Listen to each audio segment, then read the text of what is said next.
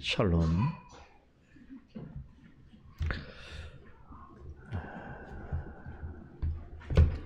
오늘 주일 아침에 함께 살펴볼 잠언 말씀 19장 24절로 29절까지 말씀 보겠습니다. 잠언 19장 24절에서 29절 말씀까지 우리 한 목소리로 읽도록 하겠습니다. 게으른 자는 그 손을 그릇에 놓고도 입으로 올리기를 괴로워하느니라. 거만한 자를 때리라. 그리하면 어리석은 자도 경성하리라. 명철한 자를 견척하라. 그리하면 그가 지식을 얻으리라. 아비를 구박하고 어미를 쫓아내는 자는 부끄러움을 끼치며 능욕을 부르는 자식이니라. 내 아들아, 지식의 말씀에서 떠나게 하는 교훈을 듣지 말지니라. 망연된 증인은 공의를 업신여기고 악인의 입은 죄악을 삼키느니라. 심판은 거만한 자를 위하여 예비된 것이요 채찍은 어리석은 자의 등을 위하여 예비된 것이니라. 오늘은 잠언 19장의 마지막 단락 내용을 함께 상고해 보도록 하겠습니다. 19장은 하나님이 보시기에 참 기뻐하실 만하고 흐뭇해 하실 만한 사람을 소개하는 것으로 시작하지요. 하나님 앞에서 가난한 심령을 가졌지만 성실히 행하는 사람입니다. 자, 논리적으로 보면 잠언 19장은 좀 어려운 말로 연역법적인 구조를 지니고 있습니다. 어떤 확실한 전제나 판단을 근거로 해서 이후에 구체적인 설명을 통해서 결론을 도출해가는 논리 전개 방식을 가리켜서 연역법이라고 하지요. 우리 문학에서는 두괄식이라고도 합니다. 화자가 말하고자 하는 중심 내용을 첫 문장에 서술한 뒤에 그 후로 왜 그와 같은 주장을 하게 되었는지를 설명하고 설득하는 방식입니다. 이것을 가리켜서 두괄식이라고 하지요. 잠언 19장에서 전하는 내용은 아주 전형적인 연역법 또 두괄식적 구조를 지니고 있습니다. 잠언 기자는 첫 문장에서 심령이 가난하더라도 성실히 행하는 사람은 자신이 하고 싶은 대로 생각하고 말하고 행동하는 어리석은 사람보다 낫다라고 하는 전제를 가지고 시작하지요. 이후로 자신이 왜 그런 주장을 하는지에 대해서 여러 가지 구체적인 사례를 인용해서 설명합니다. 이런 패턴이 오늘 19장의 마지막 단락까지 계속 이어지고 있습니다. 지금까지 살펴본 잠언 19장의 교훈을 한마디로 요약하면 이렇습니다. 하나님을 믿고 따르는 사람은 자신이 주어진 위치를 잘 분별해서 그에 알맞는 삶을 살아야 한다는 것이죠.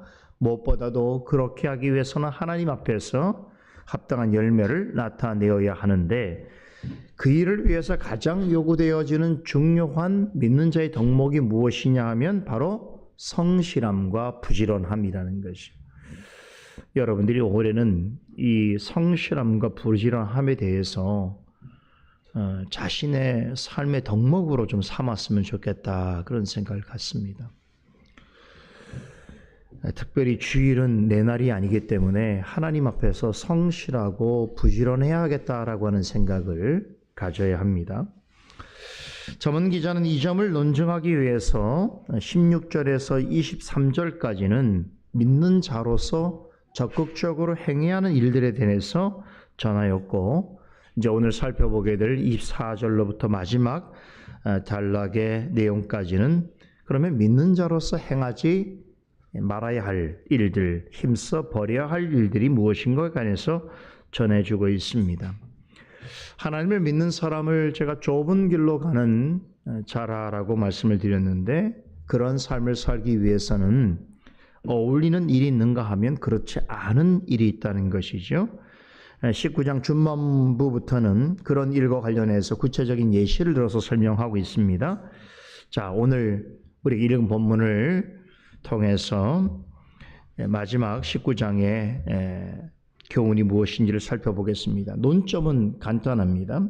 그리스도인으로서 행해서는 안 되는 일이 있는데 그것이 무엇인가?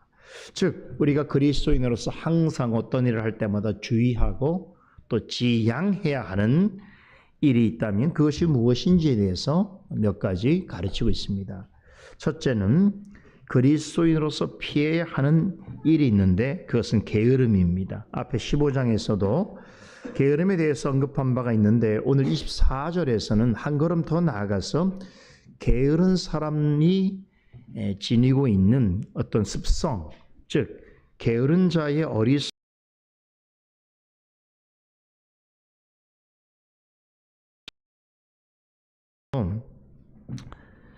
밥그릇에 손을 얹고 있는데 그런데 그거를 자기 입으로 떠먹기는 괴로워한다는 거예요.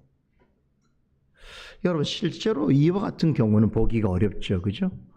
밥그릇에 손까지 대놓고 안 먹는 경우는 없습니다. 그죠? 자, 이것은 영적인 게으른 자에 관한 비유인 것입니다. 우리말 속담에 핑계 없는 무덤이 없다라고 하는 말이 있죠. 이것은 게으른 습성을 가진 사람에게 딱 맞는 속담입니다. 게으른 사람은 항상 실수를 하게 돼 있습니다. 잘못을 자주 하게 돼 있습니다. 그런데 그럴 때 변명하고 핑계를 댑니다.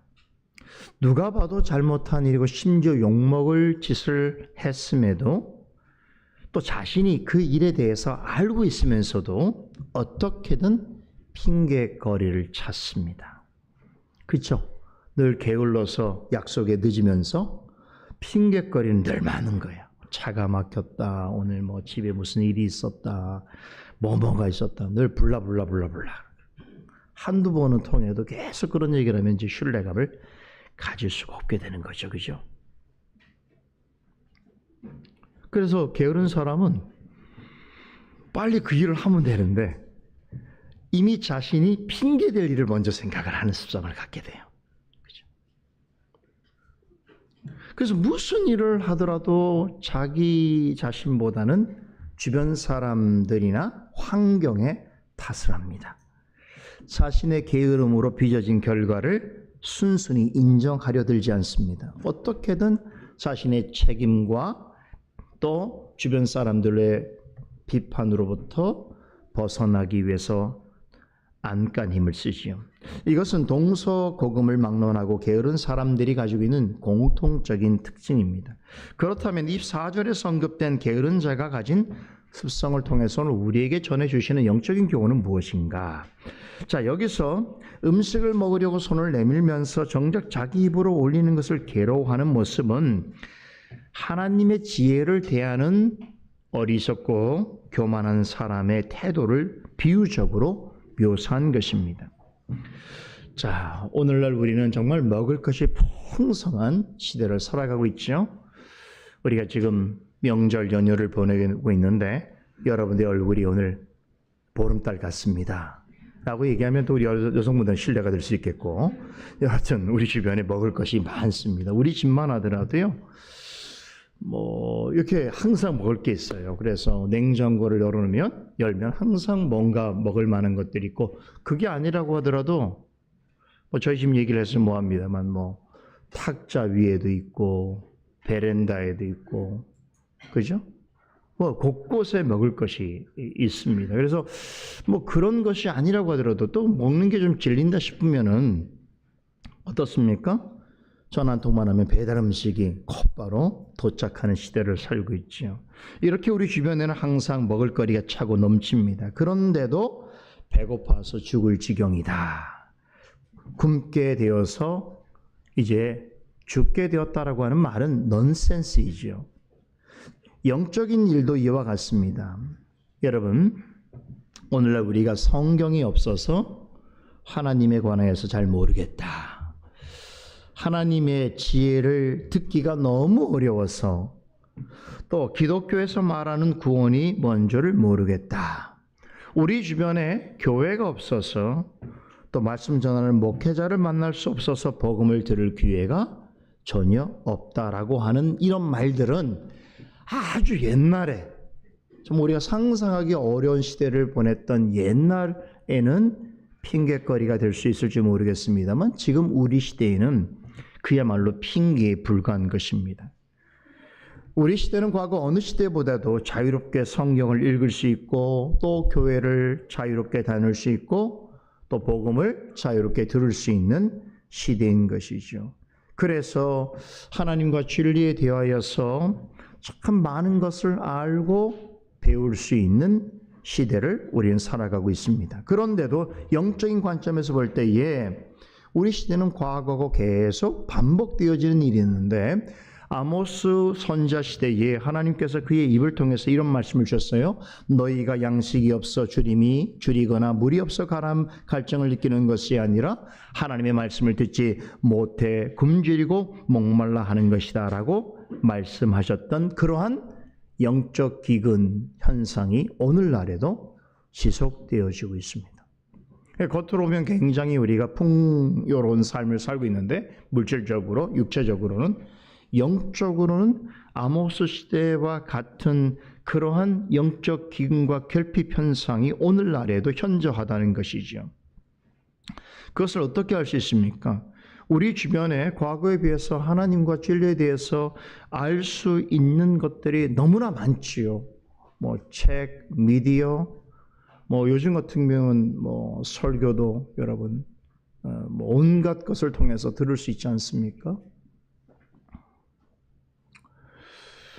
조금만 노력을 하면 하나님에 대해서 진리에 대해서 참 깊이 배울 수 있고 심지어는 우리 평신도들도 이제는 신학교를 굳이 가지 않더라도 신학을 깊이 있게 배울 수 있는 그런 환경적 그런 여건도 우리 가운데 있습니다. 그런데도 불구하고 오늘날에도 많은 사람들이 영적 굶주림에 처해 있습니다. 잠언 기자는 이런 현상을 먹을 양식이 허다한데도 자기 입으로 넣기 괴로워해서 결국 굶어 죽어가는 사람의 미련함으로 묘사하고 있습니다. 우리가 세상적인 일과 또 그 속에서 자기의 무엇을 찾아 누리는 데 있어서는 엄청나게 개혁적이고 또 부지런하고 전투적이면서도 하나님의 지혜를 얻고 영적 생명을 맛보아 누리는 일에 있어서는 너무나 미련하고 게으른 습성이 우리에게 있습니다. 이런 사람을 영적 관점에서 볼 때는 오늘 이 비유가 적당한 것이죠. 이미 먹을 것이 풍성하고 거기에 손을 대고 있으면서도 자기 입으로 넣는 것이 귀찮고 괴로워서 먹지 못하는 기근 가운데 있는 것과 같은 것입니다. 그러면서도 그것을 잘못이라고 인정하지 않고 주변에 핑계를 대는 거예요. 누가 영적인 기근에 있어서도 누가 나에게 입에다가 나에 딱 맞는 말씀을 늘 줘야 되고, 그렇죠? 나를 교회에다가 모셔 가줘야 되고, 그렇죠?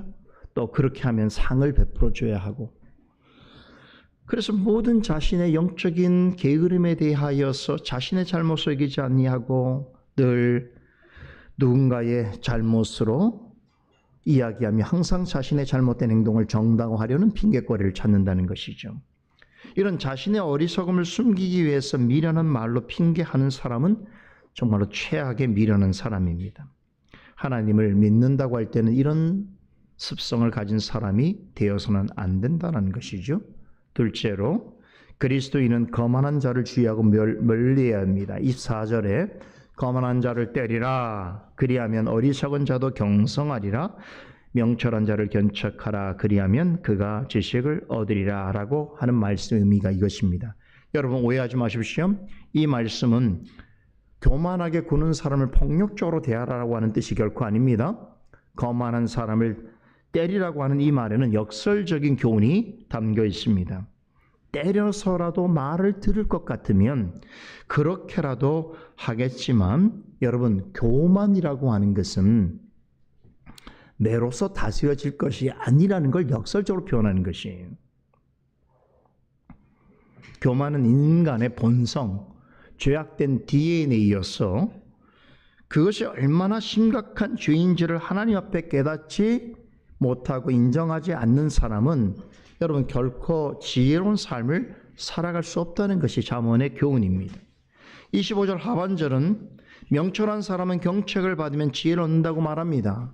즉 지혜로운 사람은 자신을 꾸짖고 책망하는 말씀을 들을 때에 그 말씀을 귀담아 듣고 그렇게 함으로써 지혜를 더 얻게 되지만 교만한 사람은 자신을 조금이라도 꾸짖고 책망하는 말씀을 여러분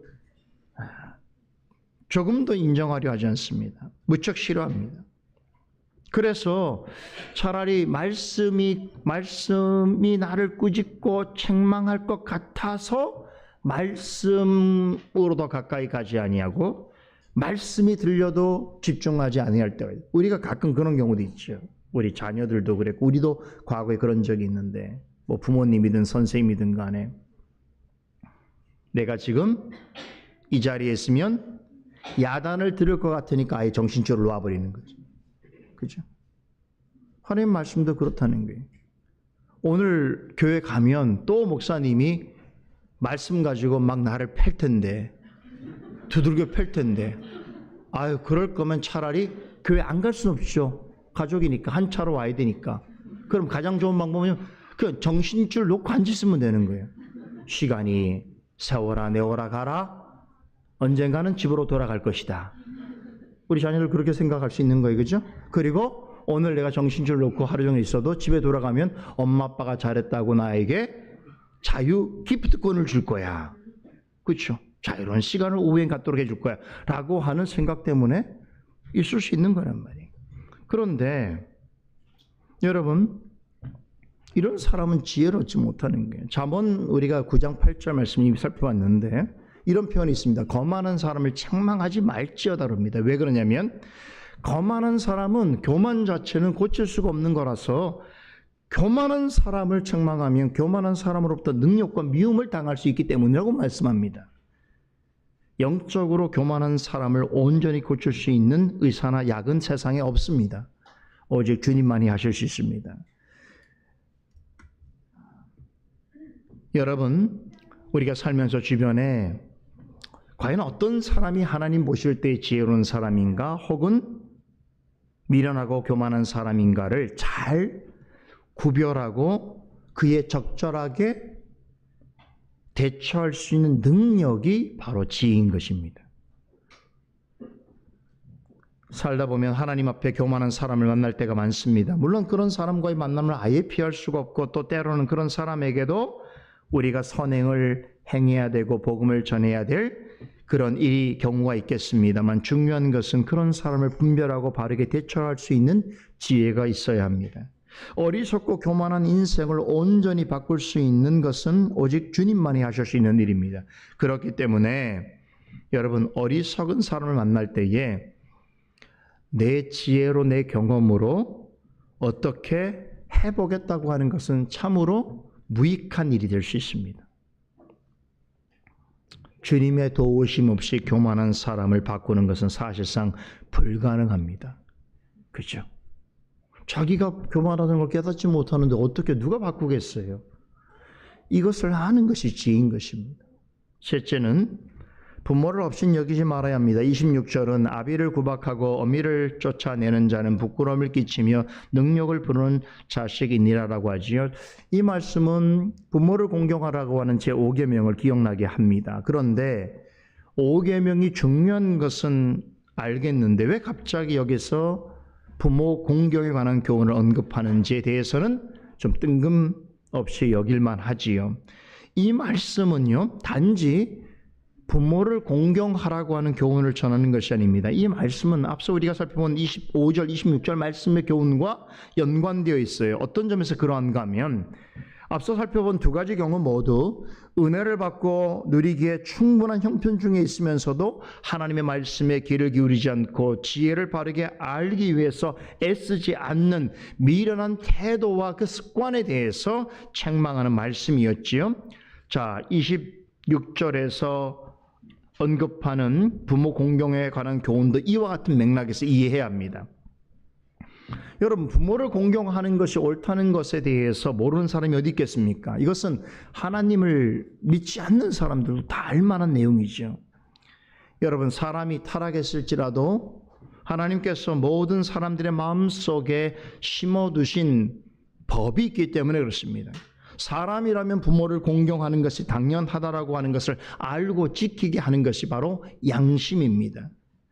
이처럼 부모를 공경하는 일처럼 사람은 마음속에서 우러나오는 양심의 소리를 의도적으로 완벽하게 거부하지 않는 한, 다시 말해서 그 양심이 완전히 부패하지 않은 한 사람이라면 마땅히 해야 할 일들이 있다는 것이죠. 그 대표적인 것이 부모를 공경하라는 것입니다. 여러분, 하나님의 계명을 지키는 것이 그렇다는 것이에요. 예를 들어서 십계명은 모든 사람이 지켜야 할 율법으로 주셨습니다. 종교개혁자들은 십계명을 가리켜서 영원불별한 도덕법이라고 불렀습니다.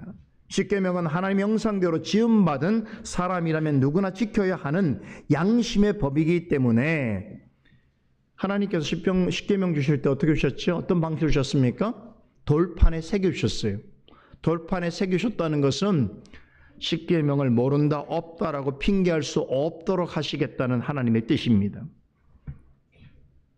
그러므로 사람이라고 한다면 하나님이 주신 돌판에 새겨주신 율법과 사람의 마음속에 새겨주신 양심, 그것이 없다든가 혹은 모른다라고 핑계할 수가 없는 것입니다. 잠언 기자는 그 한 예로 부모 공경에 관한 율법을 들고 있는데, 부모를 공경하는 것이 옳다는 것은 누구나 부인할 수 없는 망고불변의 진리이죠. 하나님은 사람들이 이것을 잊어버리거나 부인할 수 없도록 하시기 위해서 영원한 말씀인 성경에 기록하게 하셨을 뿐만 아니라 모든 사람의 양심에 법으로 새겨두셨어요. 그래서 아무리 타락한 그런 시대에 사는 사람들도 부모를 공경하라고 하는 것은 법으로 존중하게 돼 있어요. 북한도 그렇고, 그렇죠. 원시사에서도 부모를 공경하라고 하는 양심 때문에 그것이 진리인 줄 안단 말이죠. 그런데 오경만 그런 게 아니겠지요. 모든 계명을 다 이런 식으로 전해주셨습니다. 그러니까 누구도 하나님의 계명을 모른다고 할 수 없는 것이지요. 그런데도 하나님의 계명을 소중히 여기지 않고 힘써 지키지 않는 사람은 우리가 바로 24절에서 살펴본 것처럼 마치 밥그릇에 손을 넣고 있으면서도 자기 입에 올리기 싫어서 굶어 죽는 사람과 다를 바가 없는 것입니다. 하나님 보시기에 대단히 미련하고 게으른 사람인 것이지요. 잠언 기자는 이런 사람을 부모에게 심한 수치와 모멸감을 안기는 못된 자녀로 비유합니다. 즉, 이 비유는 하나님의 계명이 성경 말씀과 사람의 양심에 핑계할 수 없이 명확하게 기록되고 전달되었음에도 그것을 귀담아 들으려 하지 않고 지키려 하지 않는 사람은 하늘에 계신 아버지를 어떻게 하는 거예요? 부끄럽게 하고 능욕하는 못된 자녀와 같다는 것이죠. 그러므로 하나님을 믿고 따르는 사람은 절대로 행해서는 안 되는 일입니다. 어울리지 않는 일이죠. 넷째로, 하나님의 말씀에서 떠나게 하는 거짓 교훈에 관심을 갖지 말고 멀리해야 됩니다. 이 사실 27절은 내 아들아 자식의 말씀에서 떠나게 하는 교훈을 듣지 말지니라라고 전합니다. 제가 지난주에 그 20절 말씀에 너는 권고를 들으며 훈계를 받으라 그리하면 내가 필경은 지혜롭게 되리라 라고 하는 말씀을 가지고 하나님의 지혜를 갖기 위해서 바르게 듣는 일, 듣기 훈련이 얼마나 중요한 것인가를 설명드렸죠. 그래서 제가 심지어는 우리의 신앙생활을 한마디로 요약하자면 말씀을 듣고 순종하는 것이다 라고 말씀드렸습니다. 하나님의 지혜를 얻으려면 바른 교훈에 귀를 기울여야 합니다. 하지만 세상에는 하나님의 뜻을 속이고 하나님의 백성을 미혹하는 거짓 교훈들이 난무합니다. 여러분, 사탄과 악한 무리가 있는 한 이것은 사라지지 않습니다. 거짓 교훈은 에덴 동산에서부터 시작되었습니다. 성경은 주님께서 오시는 날이 가까울수록 미혹하는 자들과 거짓 교훈들이 더 많아질 것이라고 전하고 있습니다. 사람을 진리에서 멀어지게 하는 가장 큰 이유는 바로 거짓 교훈과 어리석음 때문입니다. 어리석은 사람은 참인지 거짓인지를 구별하지 못합니다. 생명의 길로 인도하는 교훈인지 사망의 길로 이끄는 교훈인지를 알지 못합니다. 그러므로 지혜로워지기 위해서는 참된 교훈의 길을 기울여야 합니다. 그래서 깨달음을 얻게 되어진다면 참된 구원의 진리가 아닌 것은 분별하고 멀리해야 하는 것입니다. 이어지는 28절은 왜 거짓 교훈을 분별해야 하며 그것을 전하는 자들이 하는 말에 귀를 기울여서는 안 되는지에 대해서 구체적인 이유를 전하고 있습니다. 망령된 증인은 공의를 없인 여기고 악인의 입은 죄악을 삼키기 때문이라고 합니다. 잠언 기자는 방금 전에 27절에서 말한 하나님의 말씀에서 떠나게 하는 거짓 교훈을 전하는 자를 여기서는 망령된 증인 그리고 악인의 입이라고 하는 말로 표현하고 있습니다. 망령된 증인이라고 하는 것은 무가치하고 거짓된 말을 술술 하는 사람을 뜻합니다. 여러분, 아무리 귀에 솔깃하게 들리는 이야기일지라도 하나님의 뜻을 거부하는 것이고 말씀을 왜곡하는 것이라고 한다면 주의해야 하는 것입니다. 특히나 구원의 길에서 이탈하게 만드는 거짓 교훈은 듣지도 따르지도 말아야 하는 것입니다. 잠언 기자는 망령된 자의 이야기와 미혹하는 거짓 교훈을 전하는 것을 뭐라고 표현합니까? 악의 입이라고 말합니다. 죄악을 퍼뜨리고 섬기는 악인의 입으로 말하는데 악인의 입은 죄악만 삼키지 않습니다. 궁극적으로 누굴 삼키랍니까? 믿는 자를 삼키라는 거죠. 사단이 악한 사람들이 여러분 믿는 자를 구원의 길에서 멀어지게 하려고 하는 수단이 뭡니까? 다 말이죠. 말로 하는 거예요. 거짓된 교훈입니다. 이것을 극복할 수 있는 가장 좋은 방법이 무엇인가? 그것은 하나님의 말씀을 먹고 마시는 일에 힘써야 하는 것입니다.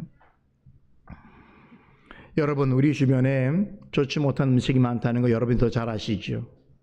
참 음식은 많지만 우리 아이들에게 마음 놓고 먹일 만한 음식이 많지 않은 것이죠. 주변에 음식점은 많지만 정말 나의 건강을 위하여서 마음껏 안전하게 갈 수 있는 음식점이 많지는 않습니다. 그런데 아무리 그런 것들이 허다하다 할지라도 여러분 늘 스스로가 영양가 있는 음식을 잘 챙겨 먹고 또 늘 운동하면서 적절한 건강관리를 잘 하는 사람은 그런 것들이 주변에 아무리 차고 넘쳐도 그에게 있어서는 그게 크게 문제될 만한 일이 아닌 것입니다. 그렇죠? 영적인 일도 마찬가지입니다. 우리 주변에 죄악을 삼키는 악한 입들이 아무리 넘쳐나더라도 하나님 말씀을 자신의 영혼의 양식으로 삼고 늘 배우고 확신한 일에 거하는 성도들에게 있어서는 주변에 있는 망령된 자들의 하는 허탄한 말들과 거짓된 교훈이 그렇게 자신에게 심각한 일이 되지 않습니다. 그런 일에 전혀 영향을 받지 않는 것이. 끝으로 잠언 19장의 마지막 구절인 29절은 지금까지 언급한 대로 하나님 앞에서 계속해서 교만하고 어리석은 행위를 그치지 않는 사람에 대해서 이제 무서운 심판의 말씀으로 마칩니다. 심판은 거만한 자를 위하여 예비된 것이요 채찍은 어리석은 자의 등을 위하여 예비된 것이니라 라고 하는 말씀입니다. 잠언 기자는 거만한 자에게는 돌이킬 수 없는 심판이 그리고 어리석은 자의 등에는 무서운 채찍이 준비되어 있다라고 하는 말로 19장의 교훈을 마무리합니다. 하나님 앞에 교만하고 어리석은 악한 자는 마지막 날에 하나님이 행하시는 실제적인 심판을 피할 수 없다는 것을 여러분 이렇게 실제적인 표현으로 우리가 감각으로 느낄 수 있는 표현으로 나타내고 있는 것입니다.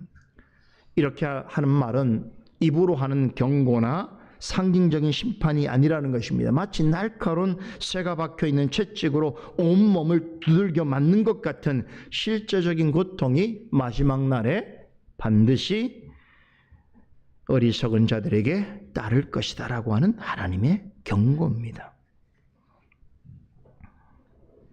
하나님 앞에서 거만하고 어리석은 악한 삶을 고집하는 사람은 그 한 일에 대한 하나님의 보응을 반드시 받게 될 것입니다.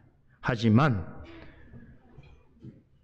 사는 날 동안 하나님의 자녀로서 자신에게 주어진 일들을 기억하여 알맞은 일을 행함에 있어서 성실함과 부지런함으로 행하며, 또한 하나님 앞에 경외하는 마음으로 살아가는 성도는 살아서나 죽어서나 영원한 구원과 생명이 보장되어 있음을 믿으시기 바랍니다. 기억하십시다.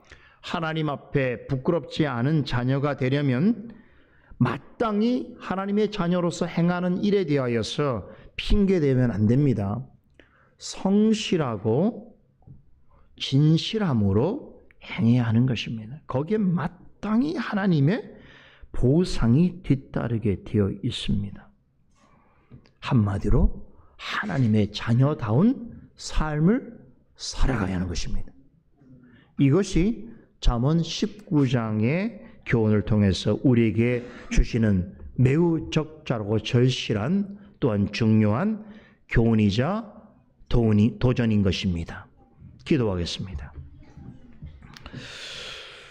거룩하신 하나님, 오늘도 잠언의 말씀을 통하여 하나님의 지혜를 우리에게 들려주시고 다시금 우리의 영혼의 매무새를 고쳐 가다듬고 하나님 앞에 참으로 진실하고 정직하며 겸손하고 성실한 마음가짐으로 나올 수 있게 하여 주신 것을 감사드리옵나이다. 오늘 주님 앞에 드려지는 예배와 또 주 앞에 행하는 우리의 모든 모습이 하나님 보시기에 참으로 기쁘실만 하고 또 하나님 받으시기에 합당한 것으로 드릴 수 있는 귀한 일들이 되게 하여 주시옵소서. 하나님의 자녀다운 모습을 아름답게 나누며 공유하며 서로 격려하며 칭찬하며 함께 힘있게 나아가는 교회와 성도들 되게 하여 주시옵소서. 예수 그리스도 이름으로 기도드리옵나이다. 아멘.